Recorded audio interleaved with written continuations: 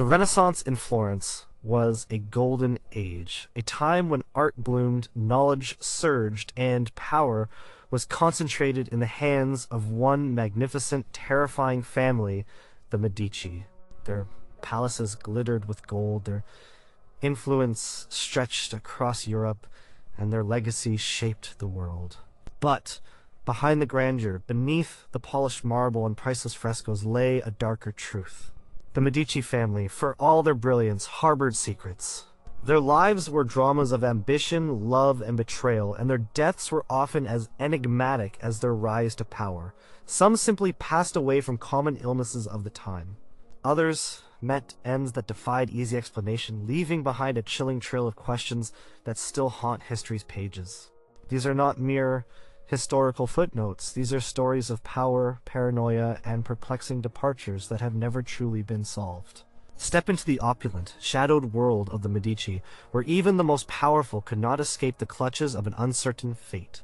Here are 5 such mysteries, tales of sudden decline and enduring suspicion, where the final chapter remains unwritten. Number 1. Francesco I de' Medici. The Grand Duke sat at the table, his usually composed features etched with discomfort.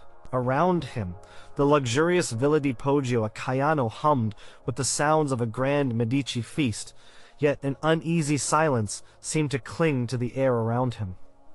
It was October of the year 1587, and the Florentine countryside was bathed in the crisp light of autumn. Francesco, Grand Duke of Tuscany, was a man of science and contemplation, often more at ease in his laboratories and studies than at the center of courtly life. He had inherited the vast Medici Empire from his formidable father, Cosimo I, and had guided it with a quiet, often withdrawn intensity. His passion, however, lay with the pursuit of knowledge, particularly alchemy, and with one woman who had scandalized Florence, Bianca Capello. Bianca, his beloved wife, sat beside him, her famed beauty now clouded by a similar indisposition. She was the Grand Duchess, a Venetian noblewoman who had arrived in Florence years earlier under a cloud of scandal. She had captivated Francesco, first as his mistress, then as his lawful wife, after the death of his first spouse. Her rise had been meteoric and deeply controversial, earning her the scorn of many, particularly Francesco's younger brother Ferdinando, a cardinal of the church. Ferdinando, a man of sharp intellect and even sharper ambition, had arrived at the villa just days before for a hunting party. He and Bianca shared a bitter, almost palpable animosity, an open secret at the Medici court. This dinner was meant to signify a truce, a moment of family reconciliation, but the air felt charged with unspoken tensions. A few days earlier, the 3 of them, Francesco, Bianca, and Ferdinando, had been together for a hunting expedition. The autumn air was cool and invigorating. Francesco, despite his studious nature, enjoyed the hunt, a traditional pastime of the nobility. Following the hunt, they had gathered for a meal. It was after this meal, or perhaps during it, that the first signs of trouble appeared. Both Francesco and Bianca began to feel unwell. At first, it was dismissed as a common fever, perhaps a chill caught during the hunt, or an upset stomach from the rich food, but the symptoms persisted and worsened. They complained of intense headaches, severe stomach pains, bouts of vomiting, and a crushing sense of weakness. The initial discomfort soon escalated into a full-blown illness that ravaged their bodies with alarming speed. The doctors of the court were summoned, their faces grave as they examined the Grand Duke and Duchess. They tried various remedies, as was the custom of the era, but nothing seemed to halt the rapid decline. The symptoms were particularly violent, leading to intense suffering for both individuals. Francesco, the powerful ruler of Tuscany, was reduced to a shell of his former self, racked with pain and fever. Bianca, too, suffered terribly, her once vibrant beauty fading under the relentless assault of the mysterious ailment. The household watched in stunned silence and growing alarm as their revered rulers wasted away. Bianca succumbed first. On October 20th, 1587, her tormented struggle ended. She died at the Villa di Poggio a Caiano just hours before her husband. Her death was particularly swift, almost brutally so, given the onset of symptoms. The timing only intensified the dark whispers that had begun to circulate through the villa and beyond. The news of her passing, followed so closely by her husband's, would send shockwaves through Florence and the wider European courts. Francesco continued to cling to life for a few more hours, perhaps unaware of his wife's final breath. He passed away on October 20th, 1587, also at the Villa di Poggio a Caiano. The sudden, near-simultaneous deaths of the Grand Duke and his controversial wife were unprecedented. The official pronouncement from the Medici court attributed their demise to malarial fevers, a common and often deadly disease in Tuscany at the time. The swamps and marshlands around Florence were known breeding grounds for mosquitoes, and malaria outbreaks were not uncommon. This explanation was presented as the natural, if tragic, cause of their deaths. However, the speed of their decline, the violence of their symptoms, and the highly charged atmosphere of the court led to immediate and intense suspicion. The most persistent and sinister rumor pointed a finger directly at Francesco's brother, Cardinal Ferdinando. Ferdinando had always opposed Bianca, viewing her as an unsuitable match for his brother, an intruder who threatened the purity of the Medici line and potentially jeopardized the succession. He was a shrewd and ambitious man who, as a cardinal, had carved out, but the lure of ruling Tuscany, of stepping into his brother's shoes, was undeniable. Whispers began to spread that Ferdinando had poisoned them both. The motive was clear: to remove Bianca, whom he despised, and to ascend to the Grand Duchy himself. Some theories suggested that the poison was intended only for Bianca, but Francesco had accidentally consumed it, perhaps from the same dish or drink. Other darker accounts suggested that Ferdinando had carefully orchestrated the demise of both, ensuring his path to power was cleared. The fact that the initial, seemingly conciliatory dinner had preceded the onset of their illness only fueled these grim speculations. People questioned why, if it was malaria, two healthy individuals would succumb so rapidly and simultaneously. The court physicians, under pressure, could not definitively rule out poisoning, but their public statements upheld the malaria diagnosis. Ferdinando quickly assumed the Grand Duchy, fulfilling the very ambition he was accused of having. His actions immediately following the deaths did little to dispel the rumors. Bianca's body was treated with marked disrespect. She was denied a proper Medici burial in the family crypts at the Basilica of San Lorenzo. Instead, her body was reportedly placed in a common grave, stripped of any royal dignity. This blatant disregard for the Grand Duchess further solidified the public's belief that Ferdinando harbored deep ill will towards her, perhaps extending even to her death. Francesco, on the other hand, received a full state funeral, befitting a Grand Duke, but the shadow of suspicion hung over his lavish ceremonies. For centuries, the debate raged on. Was it malaria, a tragic coincidence? Or was it the chilling result of a carefully planned act of fratricide and absorcide? The accounts of the symptoms often matched those of certain fast-acting poisons known at the time. Yet, the prevalence of malaria made it a plausible official explanation that could be easily accepted by the authorities and the public. Historians have debated the case for generations, poring over contemporary letters, medical records, and official pronouncements. Some point to the timing, the strained family relations, and Ferdinando's obvious motive as compelling evidence for poisoning. Others argue that the symptoms could indeed be consistent with a particularly virulent strain of malaria, especially given the environmental conditions of the time. In the late 20th century, modern scientific methods offered a new perspective, though no definitive conclusion. Researchers exhumed the remains of Francesco and Bianca. Analysis of their bones and tissues revealed traces of arsenic in both individuals. This discovery seemed to confirm the poisoning theory, sending a jolt through the historical community. However, the presence of arsenic itself is not an absolute smoking gun.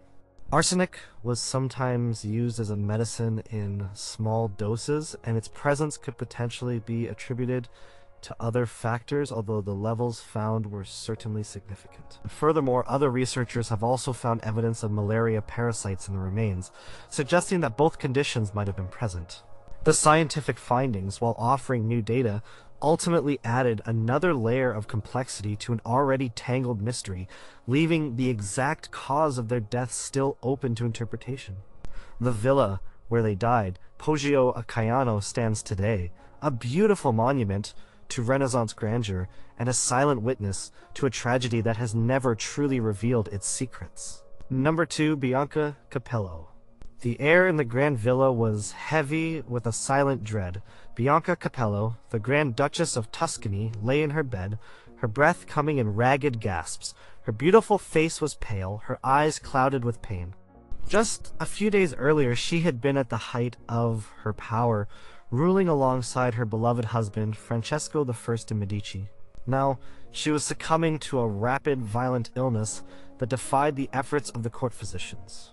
Her journey to becoming Grand Duchess had been a dramatic one, marked by scandalous elopement, secret marriage, and fierce opposition from the powerful Medici family, particularly from Francesco's ambitious brother, Cardinal Ferdinando.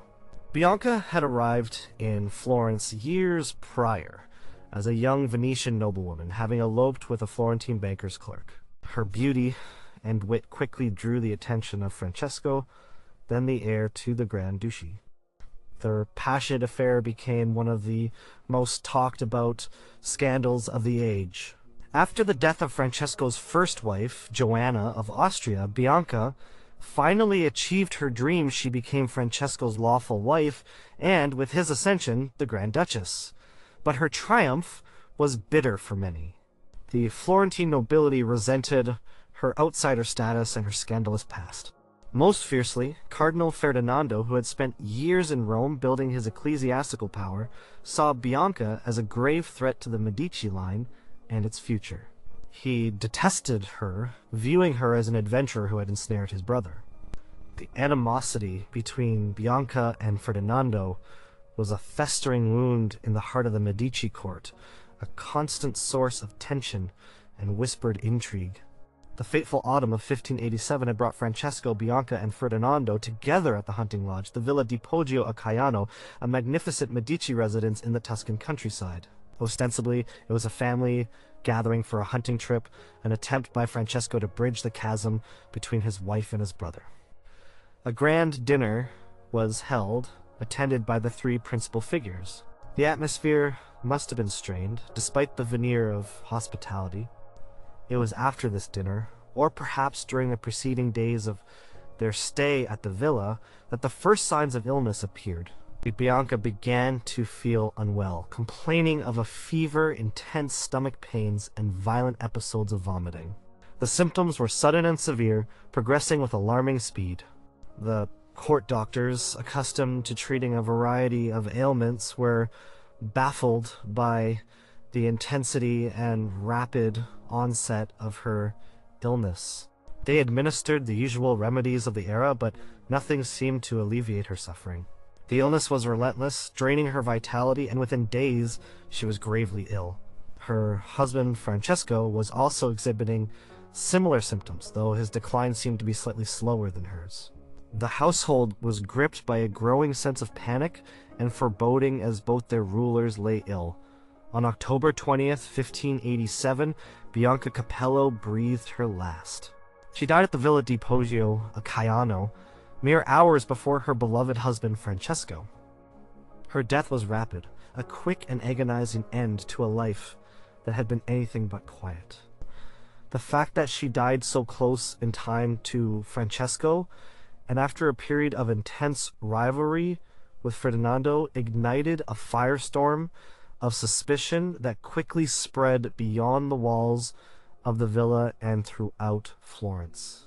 The immediate and loudest whispers pointed fingers directly at Cardinal Ferdinando. The motive was clear: to remove Bianca, whom he despised, and to clear his path to the Grand Duchy of Tuscany. Some theories suggested that the poison had been administered during the dinner, perhaps in a specific dish or drink intended for her. Others hypothesized that it was a slow-acting substance, subtly given over the course of a few days. The fact that Francesco also fell ill with similar symptoms led to variations on the poisoning theory. Either he was also poisoned, perhaps by accident from the same source, or he was also a target. The symptoms, severe gastric distress, fever, and rapid decline, were certainly consistent with known poisons of the Renaissance era, such as arsenic. The official Medici explanation, however, stated that both Francesco and Bianca had succumbed to malarial fevers. Malaria was indeed endemic in Tuscany, and outbreaks were common. It was a convenient and medically plausible explanation for sudden, severe illness. But for those who knew the intricacies of the Medici court and the animosity between Bianca and Ferdinando, the official story rang hollow. The public, always eager for dramatic intrigue, found the idea of poisoning far more compelling. Ferdinando's actions following Bianca's death only served to fan the flames of suspicion.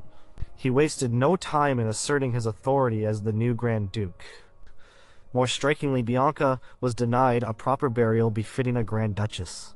Instead of being interred alongside Francesco in the sacred Medici crypts at the Basilica of San Lorenzo, her body was reportedly subjected to indignities. Her belongings were stripped away, and she was buried in an unmarked common grave, often rumored to be located in the church of San Lorenzo, but outside the family chapels. This deliberate dishonor coming from Ferdinando was seen by many as a clear sign of his continuing hatred, even in death, and fueled the belief that he was responsible for her demise. It was a stark contrast to the elaborate state funeral given to Francesco. For centuries, the mystery of Bianca's death has persisted. Was she a victim of a deadly natural disease that also claimed her husband? Or was she, as many believed, poisoned by a vengeful brother-in-law desperate to seize power and rid the family of her controversial presence? Historians and medical experts have examined the scant contemporary evidence, the often conflicting accounts of symptoms, and the political motivations of the time. The rapid and concurrent nature of the deaths, along with the intense animosity of Ferdinando, made the poisoning theory highly attractive and widely believed. Later, in the late 20th and early 21st centuries, scientific investigations, including the exhumation of the remains of Francesco and Bianca, attempted to shed new light on the puzzle. Analysis of their skeletal remains reportedly found traces of arsenic. This finding was a significant development, as arsenic was a well-known poison in the Renaissance. The presence of this substance could support the theory of deliberate poisoning. However, scientific findings can sometimes be complex. The presence of arsenic, while indicative, does not definitively prove murder, as arsenic was sometimes used in medical treatments or could be present in the environment in certain contexts, though the levels found were considered significant by some researchers. Furthermore, other scientific investigations have also found evidence of malaria parasites in the remains, leaving the possibility of a natural cause still open. The ultimate truth of Bianca Capello's death remains elusive, locked away in the annals of a family, steeped in both brilliance and dark secrets. Number 3. Giovanni de' Medici. The year 1562 was a dark one for the Medici family, a year that would forever be etched in history as a period of profound tragedy and chilling speculation. Cardinal Giovanni de' Medici, the second son of Grand Duke Cosimo I and Eleonora di Toledo, was a young man of immense promise. At only 19 years old, he had already achieved a high position in the church, appointed a cardinal at the tender age of 17. He was known for his intelligence, his piety, and his diplomatic skills, seen as a bright future for the Medici family's influence within the Vatican. His parents, Cosimo and Eleonora, held him in high regard, and his potential seemed limitless. That autumn, Giovanni embarked on a journey with his parents, his younger sister Garcia, and his brother Don Garzia. Their destination was the Maremma region of Tuscany, a coastal area known for its wild beauty, but also, unfortunately, for its notoriously unhealthy climate, particularly during certain seasons. The Maremma was a region of swamps and marshlands, a breeding ground for diseases. The Medici had lands and hunting lodges there, and it was a common retreat for the family. However, this particular trip would prove to be devastating. The journey began well, but as they traveled through the Maremma, illness began to strike the party. It started with Giovanni. He developed a sudden severe fever accompanied by chills and a general malaise. The symptoms quickly worsened, indicating a serious and aggressive ailment. The court physicians traveling with them, accustomed to treating the various fevers and illnesses that plagued the region, did their best, but Giovanni's condition deteriorated rapidly. Despite his young age and robust constitution, he quickly succumbed to the mysterious affliction. Cardinal Giovanni de' Medici died in Livorno on October 30th, 1562.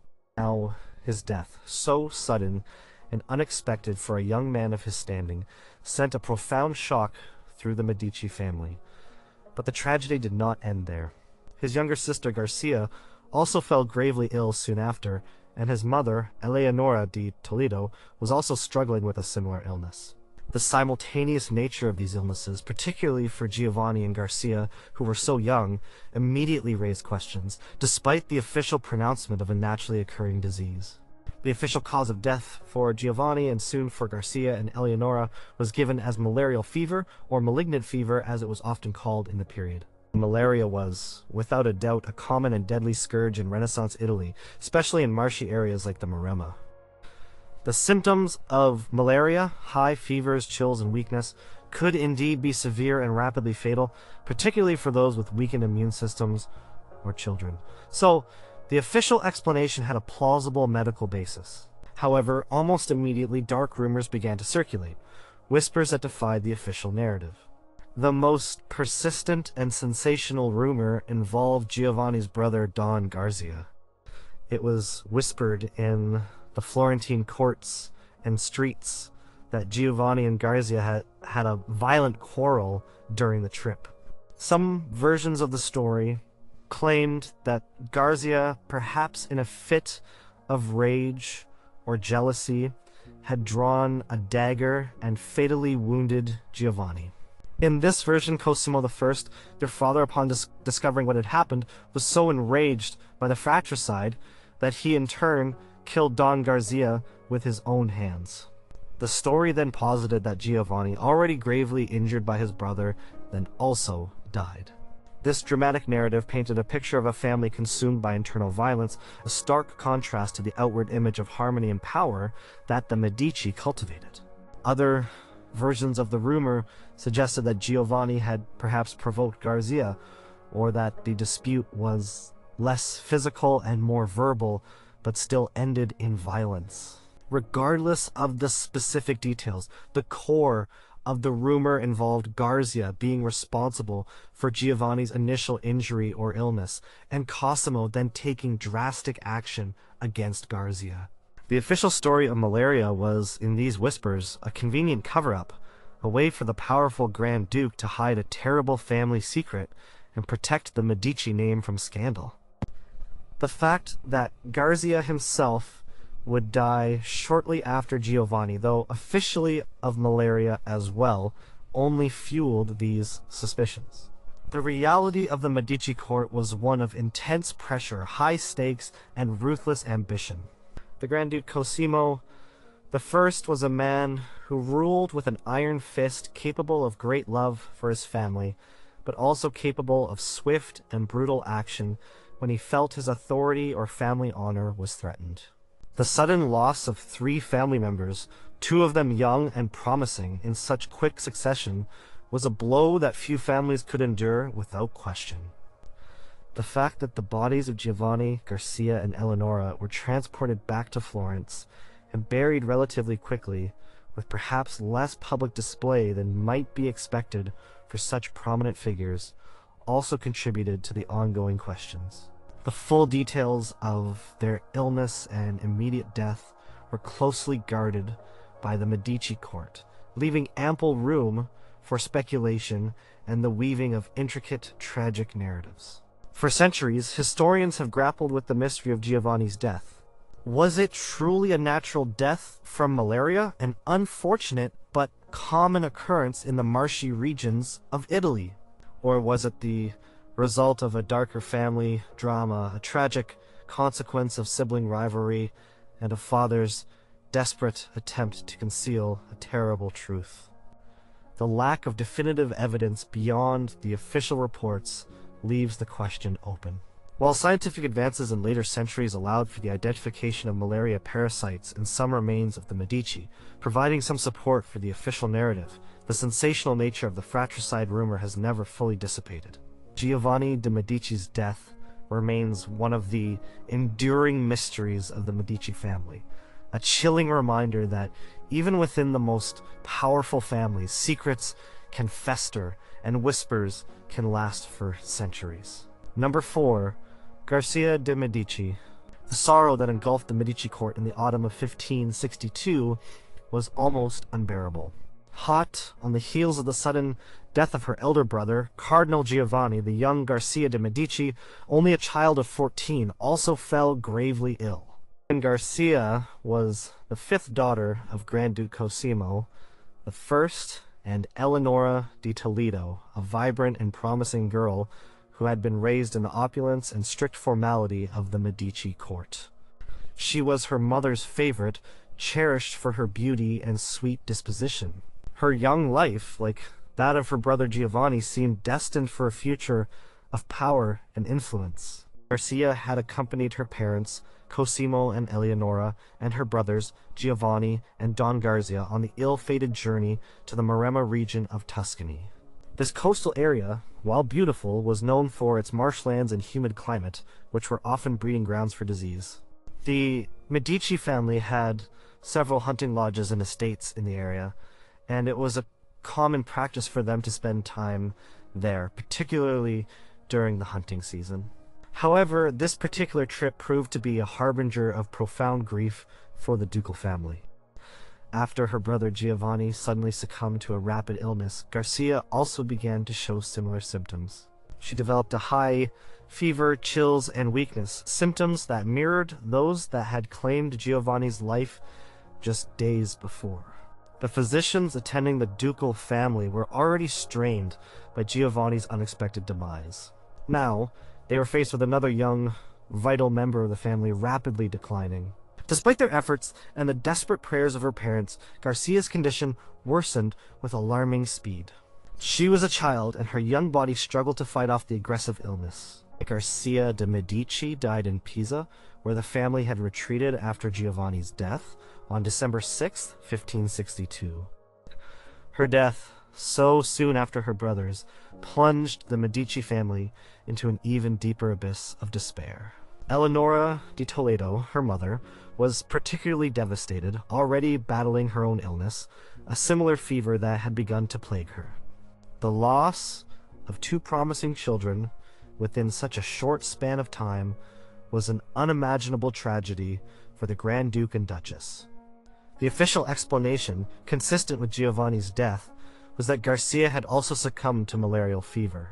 And malaria was indeed a common and deadly disease in Italy, especially in the marshy Maremma region.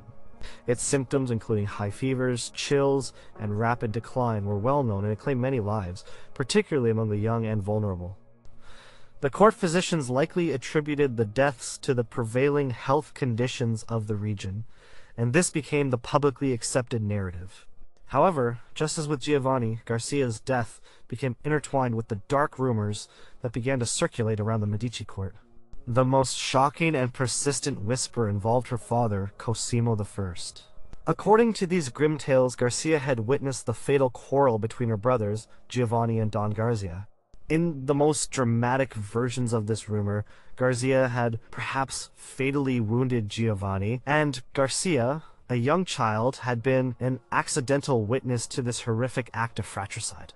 Then, in a desperate attempt to cover up the family scandal and protect the Medici name from unimaginable disgrace, Cosimo himself was said to have silenced Garcia, eliminating the only witness to his alleged killing of Don Garzia, or perhaps even the one who saw Garzia strike Giovanni.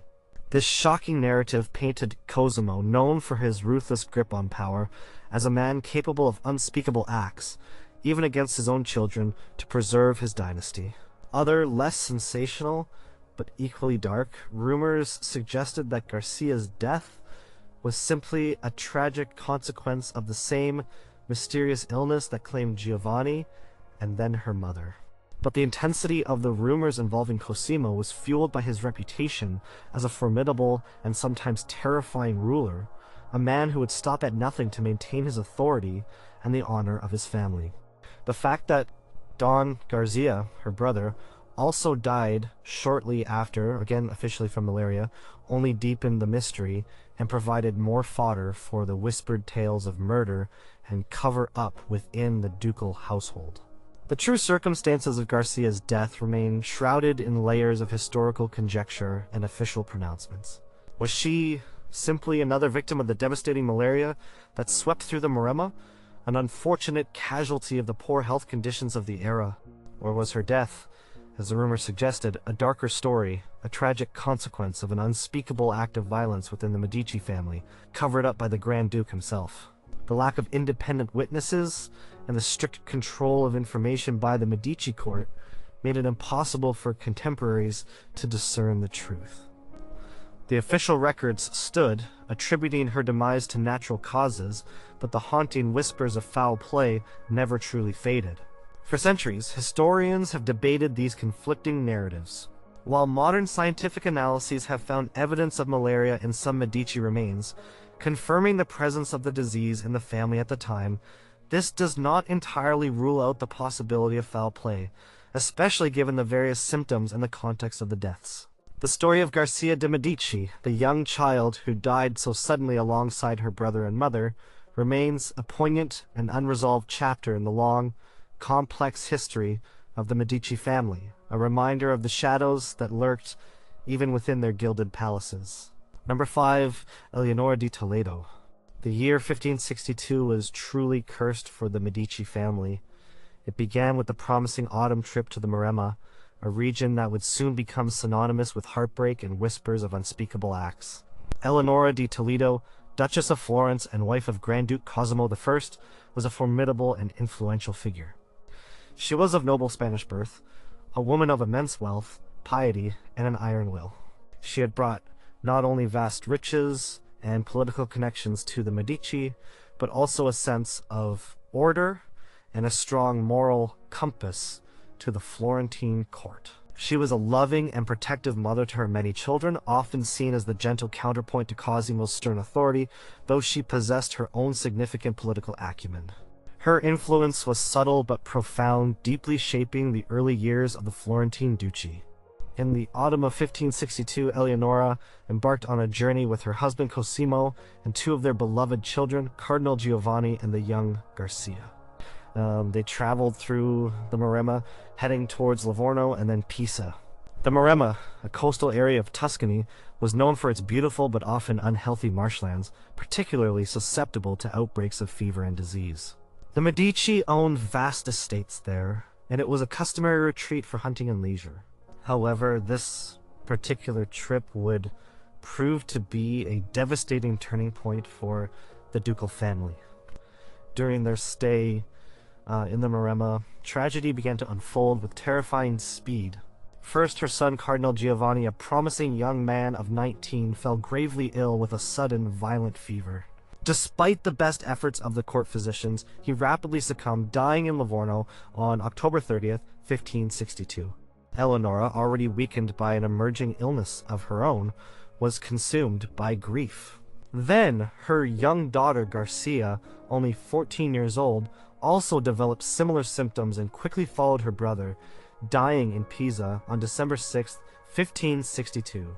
The successive deaths of her two children, so rapid and unexpected, shattered Eleonora. Her own health, already fragile, deteriorated alarmingly under the combined weight of physical illness and profound sorrow. Eleonora herself had begun to experience the telltale symptoms of fever and chills earlier in the trip, mirroring the ailments that had claimed her children. Her condition worsened steadily after Giovanni's death and plummeted further after Garcia's passing. She suffered from persistent fever, cough, stomach pains, and a general wasting away. Her once robust constitution, renowned for its resilience, was no match for the relentless onslaught of the disease and the crushing weight of her losses. The court physicians watched helplessly as the Grand Duchess, a figure of immense strength and dignity, faded before their eyes. Eleonora di Toledo died in Pisa on December 17, 1562, just 11 days after her daughter Garcia and nearly 2 months after her son Giovanni. Her death, completing the terrible trifecta, left Cosimo a widower and the Medici court in a state of profound shock and sorrow. The official cause of death for all three, Giovanni, Garcia, and Eleonora, was pronounced as malignant fever or malarial fever. The malaria was, without doubt, a devastating and common disease in Italy, especially in marshy areas, and it certainly had the potential to claim multiple lives within a single family or group, particularly in the absence of modern medicine. The symptoms described fevers, chills, general malaise, and rapid decline were consistent with a severe malarial infection. However, the rapid succession of these three high-profile deaths, particularly that of the Duchess Eleonora, ignited a torrent of dark whispers that defied the official explanation. The most sensational and enduring rumor centered on Eleonora's husband, Cosimo I. It was whispered throughout Florence and beyond that Cosimo had poisoned his wife. The motive, according to these grim tales, was varied. Perhaps he sought her vast dowry and wealth, or he desired freedom from their marriage to pursue other relationships, or perhaps he wished to be rid of her political influence, which had grown to be quite significant. The timing of her death, following so closely on the heels of her children, fueled the narrative that she might have been a witness to some terrible secret, a secret that Cosimo needed to bury. Another, even more sinister, version of the rumor connected Eleonora's death directly to the alleged fratricide between her sons, Giovanni and Don Garzia.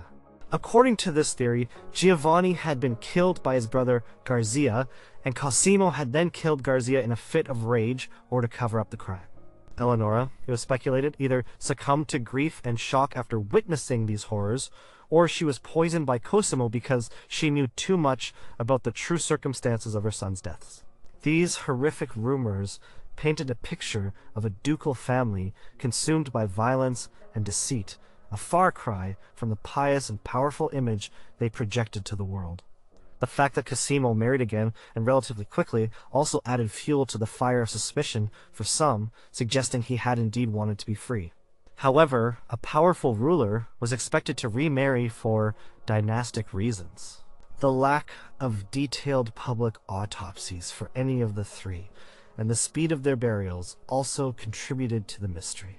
The Medici court, ever keen to control its image, carefully managed the public narrative, but the whispers proved impossible to silence entirely. For centuries, historians have debated the cause of Eleonora's death. Was she truly a victim of the pervasive malaria that plagued Renaissance Italy, her constitution weakened by the successive losses of her beloved children? Or was she, as the grim rumors suggested, a victim of her husband's ruthless ambition, or a casualty of some dark family secret? The lack of definitive proof either way means the question remains open. While later scientific analyses of Medici remains have indeed found evidence of malaria parasites confirming its presence in the family during that period, this does not definitively rule out the possibility of other factors contributing to or even causing her death, especially given the intense political and personal circumstances surrounding it. Eleonora di Toledo, a woman of power, piety, and sorrow, remains a poignant figure whose final moments are shrouded in a historical mystery that has never fully resolved. The grand narrative of the Medici family is one of astonishing achievement, of a dynasty that elevated Florence to the pinnacle of art, finance, and power. Yet, interwoven with this tale of splendor are threads of shadow and uncertainty. The sudden, often inexplicable deaths of certain family members stand as stark reminders that even within the most formidable dynasties, life was fragile, and secrets were kept with a chilling determination.